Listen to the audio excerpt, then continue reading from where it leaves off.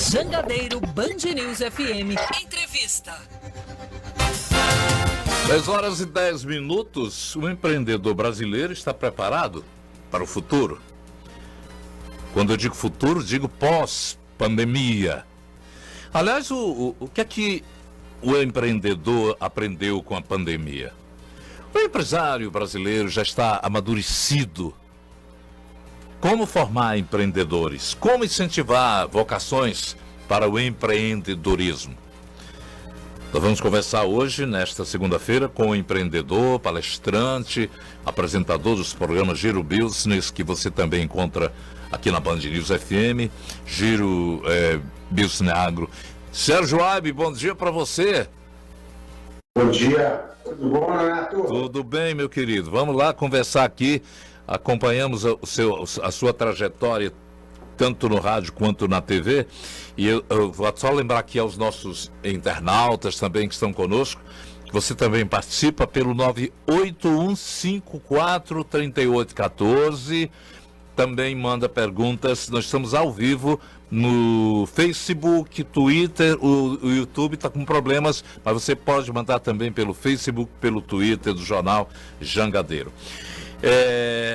Apresentador, empreendedor, investidor. Você tem tempo livre? O que é que você faz no tempo livre? É a primeira curiosidade. Engraçada a tua pergunta. Bom, prazer estar com vocês, os ouvintes da Jangadeiro. Indo direto ao ponto, eu tenho bastante tempo livre, sabe, Renato? Porque o programa Giro Business, apresentar o programa Giro Business não é um programa que me toma muito tempo. Gravo uma ou duas vezes por semana e algum tempo eu dedico à captação, né? Captação dos patrocinadores, dos parceiros, que, como qualquer empresa comercial, depende também da receita. E a questão do empreender, eu penso que empreender, dentre outros pontos relevantes, é ter bons sócios, né? Sócios melhores do que nós, né? Sócios mais competentes, que tenham mais conhecimento. E estes sócios são as pessoas que no dia a dia tocam os negócios, né? Eu me refiro ao mercado imobiliário. A gente tem uma incorporadora no mercado de seguros, a gente tem uma corretora. Então eu tenho tempo livre e acho que é muito precioso a gente ter este tempo livre para poder refletir, para poder buscar novos negócios, pensar oportunidades. Então, eu tenho tempo livre, sim, e durante o horário comercial, nesse tempo, eu dedico aos negócios de forma muito mais estratégica e não de forma braçal. E, claro, estar com a família, poder curtir, usufruir um pouco das conquistas que a gente tem no nosso dia a dia. Ok. Há 15 anos você apresenta o Giro Business. Você, com isso, tem a oportunidade de ver, de perceber como é que funciona o mundo dos negócios e as transformações que nele atuam também. A pandemia, como é que a sua análise, o pós-pandemia já está começando a reavivar o sentimento de esperança, de expectativas melhores para o empresariado? Sem dúvida, acho que a pandemia já é uma pauta passada, superada. As empresas já estão vivendo e investindo, e a sua rotina hoje é uma rotina atual. O tema Copa do Mundo, o tema política, eleições presidenciais, isso tudo já fez com que a pandemia ficasse realmente para trás. A questão agora, acho que é a questão recém-aplicada na política, né? O novo governo eleito.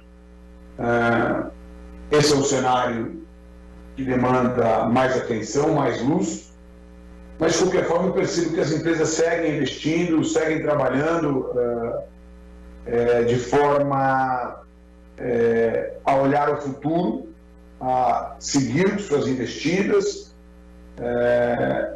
talvez um pouco mais, fazendo assim, um paralelo bem prático, em vez de aprovar um orçamento de 12 meses, de um ano, eles vêm aprovando orçamentos de 4 em 4, de 3 em 3 meses, para avaliar um pouco melhor como o governo vem ou vai se comportar esse novo governo.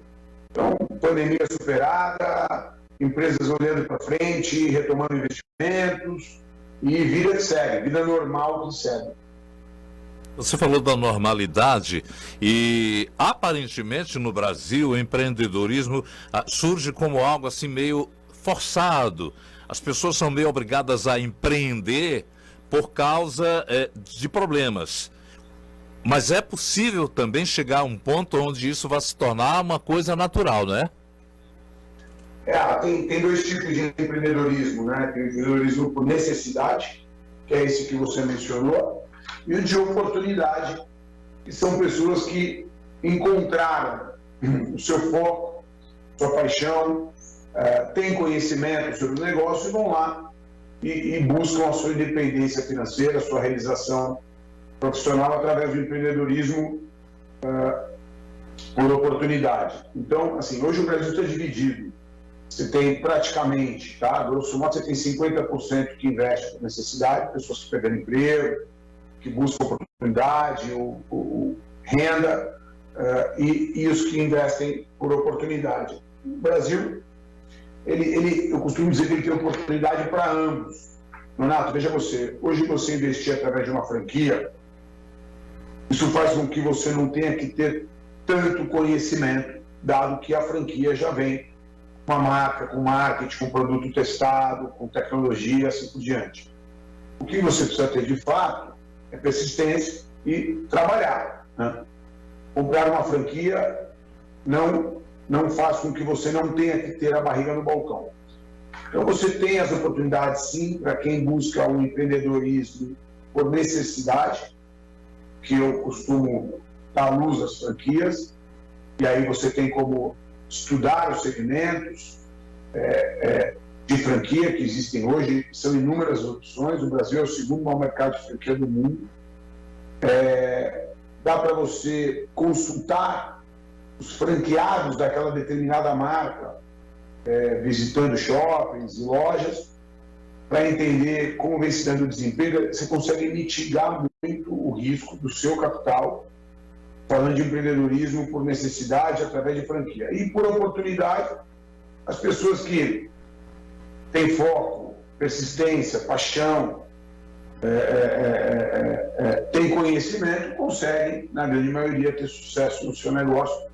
Mais hostil, né, que seja a economia brasileira, por mais difícil que seja, o custo do Brasil muito caro. Mas o empreendedorismo está hoje, destaque hoje em qualquer discussão, em qualquer conversa que a gente tenha. Isso é verdade. E há quem diga, por exemplo, que alguns anos atrás você não encontrava a expressão empreendedorismo na nossa língua portuguesa, nem nos dicionários. Mas isso não quer dizer que é um novo do novo, não. Já existiam empreendedores desde o início dos tempos. Então, obviamente, por causa dessas pessoas que tudo conhecemos é dessa forma. Surgiu através de empreendedorismo de alguém que facilitou o método. Agora, hoje em dia, há uma aplicabilidade muito mais significativa do método empreendedor, não é isso? Sem dúvida, o empreendedorismo ele vem crescendo, vem se desenvolvendo. É claro, a gente não pode esquecer que qualquer segmento hoje da economia já é um segmento estressado, quer dizer, você não consegue ser muito inovador no que tange um novo segmento, um novo setor. Isso faz com que qualquer segmento, qualquer mercado seja muito competitivo, e aí você precisa buscar a inovação, o diferencial. Quais seriam alguns pontos que cabem destaque no que tange a inovação? Como vocês haviam e vinham comentando antes desse bate-papo nosso, a tecnologia, a inovação, tecnologia de verdade. A tecnologia tem que ser aplicada hoje em qualquer segmento, em qualquer mercado. Um outro ponto, não menos importante, além da tecnologia, é o conhecimento em si. Você pode fazer a mesma coisa que outra pessoa, se você tiver mais conhecimento, mais domínio, mais entendimento, você consegue fazer algo melhor. Não é menos importante. E pessoas, né? Sempre as pessoas, direto ou indiretamente, estão envolvidas no processo. Então, ter pessoas muito boas atuando ao seu lado, comprometidas, que têm a mesma visão, o mesmo foco, a mesma determinação, faz com que você tenda a se tornar mais competitivo e melhor no que você faz. Acho que o empreendedorismo é uma coisa que se desenvolve no dia a dia, né, todo momento. E, por fim, Nonato, tentar se antecipar à necessidade do seu consumidor, né? Tentar se antecipar à demanda. A Apple faz isso muito bem, é um case estudado e reverenciado, porque ela cria aplicativos e tecnologias nos seus smartphones, por exemplo, ou no tablet ou nos seus computadores, que antecedem uma necessidade do consumidor, que passam a depender daquela ferramenta.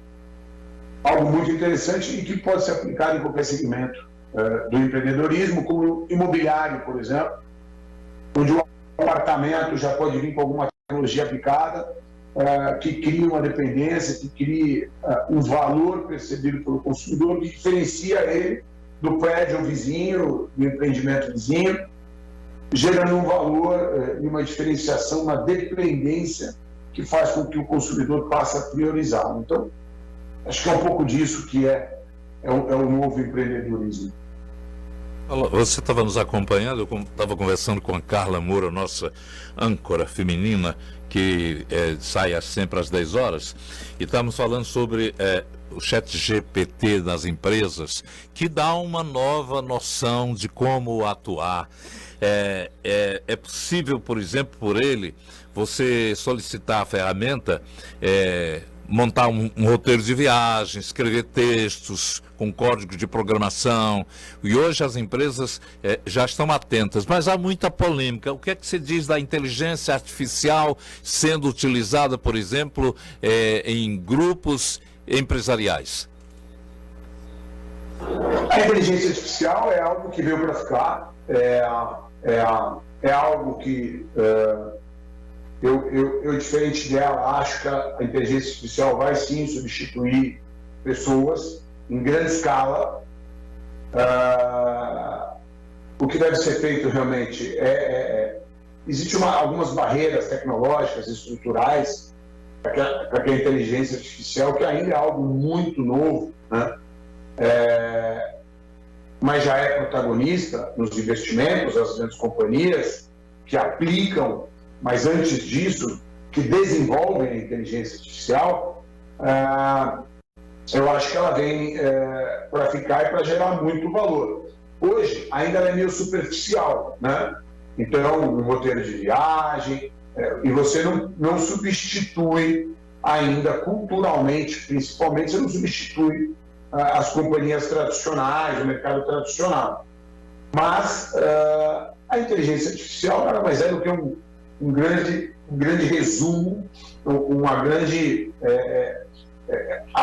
aglutinação de informações desenvolvidas de forma inteligente. Isso é possível, porque a gente todos os dias, todos os tempos, abastece a internet, abastece as redes sociais com informações que passam a estar disponíveis. Isso acontece com o Waze hoje, né? O Waze, ele te dá a distância de um ponto ao outro e te dá uma perspectiva de tráfego com base nos demais celulares que estão conectados e que vão abastecendo e retroalimentando de maneira imediata a base do Waze. Qual é a dificuldade de se aplicar uma inteligência artificial ainda mais aprimorada, que vai ser superada, no meu ponto de vista, é a infraestrutura, né? Nuvem, base de dados, acesso. Então, essas empresas que estão desenvolvendo a inteligência artificial estão vendendo parte ou toda ela, a sua companhia em si, para empresas como IBM, Microsoft, para Beta, que são empresas que têm o hardware, que têm condições de gerar toda a infraestrutura de armazenamento, de nuvens, para que a inteligência artificial se torne mais parruda em informações e atenda o mercado. E eu acho que isso vai ser, essa é a revolução digital do momento, é a nova indústria 4.0, e se muito bem aplicado, vai ajudar demais na velocidade, nas decisões, seja na medicina, seja no direito, seja no turismo e demais segmentos de serviços. Temos que ficar esperto, ficar atento aí e tentar trazer isso para os nossos negócios, para que isso não seja uma concorrência, mas seja algo que gere valor. No começo da sua análise, você falou exatamente da possibilidade de uma tomada de espaço humano, né? O GPT possa vir a realmente trazer diminuição da tarefa humana, já que as empresas podem pegar essa ferramenta da inteligência artificial para gerar textos de noticiário, gerar... eu estou pensando... a tecnologia de um modo geral. Isso da sua avaliação, colocando um pouquinho, eu sei que você tem uma análise, uma perspectiva analítica para frente, para um futuro bem próximo. Há possibilidade de desemprego por conta desses mecanismos tecnológicos, ainda mais do que já se realizam? Sem dúvida. A tecnologia, assim, acho que nesse sentido, olhando de forma macro, esse contexto que você colocou, a tecnologia já vem sendo aplicada e essa substituição já vem se dando a tempo. O que existe é uma compensação, de forma muito macro, uma compensação na questão da contratação de pessoas que entendem e dominam a tecnologia, desenvolvimento de hardware, software, mas de forma prática, no chão das fábricas e nos escritórios, sim, haverá sim uma substituição, isso já vem se dando. Você vai lá para aquele tema da tecnologia denominado de indústria 4.0, onde está sendo aplicado inúmeros sensores em toda a linha fabril, seja na entrada do insumo, ou vamos até o insumo, vamos até o agronegócio, né? Você já tem ali a tecnologia. Bom, hoje o que existe de tecnologia e startup dedicada ao agronegócio é uma coisa impressionante. O que mais impressiona é a diversidade de segmentos. O agronegócio parecia uma coisa tão simples, tão commodity, né? Um setor tão comoditizado. É nada, é da inteligência artificial para se criar linhas de financiamento sustentáveis, inteligentes, analisados via satélite, onde as companhias conseguem avaliar todo o plantio, se é sustentável, não é, se é eficiente, não é, se aquele crédito que vai ser ofertado está aplicado no campo, se a colheita está sendo feita de forma eficiente. Aí você pega essa tecnologia, que já está substituindo, por óbvio, as pessoas do campo. Aí você conecta ela com a indústria que consome esse insumo. Então, ela já vem conectada, aí chega na indústria, você tem softwares através de sensores, de hardware aplicado em toda a linha de produção, para que você tenha uma produção com menos perda, mais eficiência, mais produtividade, mais resultados, que leva ao produto final. O produto final é esse, da indústria conectado com a distribuidora, conectado com o varejo, conectado com o ponto, com o pagamento eletrônico ali, que te dá em tempo real o consumo de tal produto, a demanda e a oferta do consumidor. Isso tudo está se dando, é fato, né? É fato. Você pega empresas como SAP, como Oracle, elas já estão aplicando essa tecnologia e ela está substituindo grande parte da força de trabalho no mercado prático. Olha, para quem ligou o rádio agora, quem está nos acompanhando pelo rádio, nós estamos conversando com Sérgio Aibe, da Band News FM, ele que atua com o Giro Business, Agro, já que ele falou do agronegócio aí. E eu me recordo da minha início da minha mocidade. Eu li um livro do Isaac Asimov. Eu acho que esse nome pode ser até, você tem a lembrança, um cientista que já previa mudanças no mundo dos negócios através de uma tecnologia que viria sediar esse tempo novo. E um detalhe que ele sempre lembrava era a necessidade de educar as gerações para esse novo tempo. E aí eu pergunto a você, como é que você vê a questão da educação? As crianças parece que não são educadas para empreender, não é isso, Sérgio? Eu tenho filhos adolescentes, né? Na verdade, um filho de 18, como ele está na faculdade, uma filha de 15 anos. A metodologia hoje aplicada nas escolas é a mesma metodologia da minha época, né? Outro dia eu peguei a minha filha de 15, na época com 14 anos, colando uma matéria na revista, recortando a matéria para colar no caderno, que é aquela prática nossa, antiga, né? Então, assim, a metodologia das escolas no Brasil são muito antiquadas, né? E, por consequência, elas estão muito distantes do que a gente chama de conhecimento prático para o empreendedorismo. Existem algumas exceções, uma mais recente, chama Link Business School, onde você presta a faculdade aplicando cases práticos reais, e ali já se acende ao empreendedorismo. Então, sim, a resposta é: o Brasil está muito aquém. A metodologia de ensino hoje no Brasil é muito antiga, e ela não acende nos jovens nem no empreendedorismo. E um outro ponto que acho que vale mencionar, Nonato, é a questão da educação financeira, né? Também não se aplica nada relacionado à educação financeira. Então, você não tem conhecimento de Excel, você não tem conhecimento sobre gestão de recursos, e você não tem conhecimento sobre empreendedorismo. Estamos criando aí um monte de pessoas iguais, né? Que vão disputar um mercado sem inovação, sem tecnologia, e aí eu realmente me preocupo. E a gente cai no ponto da educação do Brasil, né? Que por si só já é uma educação deficitária, com recursos muito mal aplicados, sem nenhum tipo de inovação. Interessante. Eu pesquisei agora aqui na Wikipedia e descubro que Isaac Asimov escreveu o iRobô foi em 1950 e que ele prenunciou, era um visionário, ele prenunciou a existência de uma biblioteca global. Já viu isso, Yuri? Biblioteca global é o Google hoje. Ele já falava exatamente em 1950.